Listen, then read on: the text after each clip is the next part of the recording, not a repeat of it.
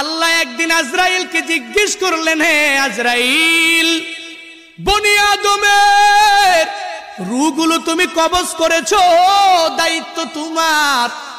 হে আজরাইল, তুমি আমারে জানাও না ওই বনি আদমের মধ্যে কোন কোন রূহ কবজ করতে তোমার অনেক কষ্ট হয়েছিল।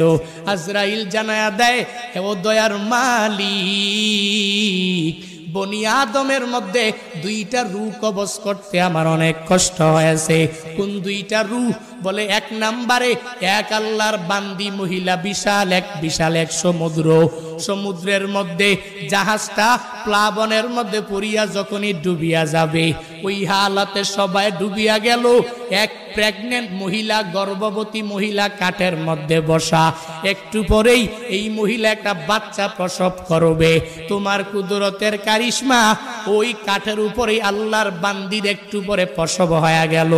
সন্তানটা দুনিয়ার মধ্যে ওই কাষ্ঠের উপরে যখন দুনিয়াতে আসলো, তখনই তোমার অর্ডার হয়ে গেল, হে আজরাইল, যাও এই বান্দির রূহটাকে কবজ করে তুমি নিয়ে চলে আসো।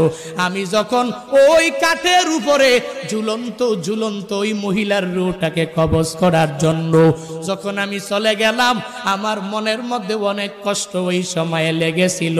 কারণ কি আল্লাহ জানেন না?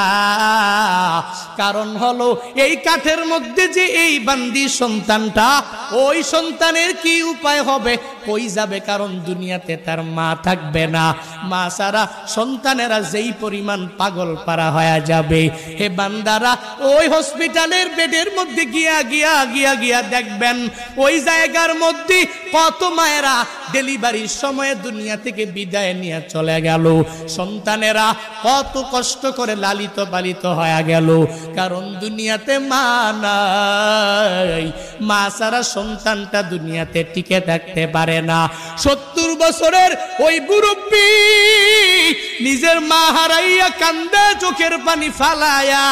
ওই বাবা হারাইয়া কান্দে, কারণ বান্দা তো জানে আমার নাতি নাতনির অভাব নাই, এই দুনিয়াতে আমার ছেলের অভাব নাই।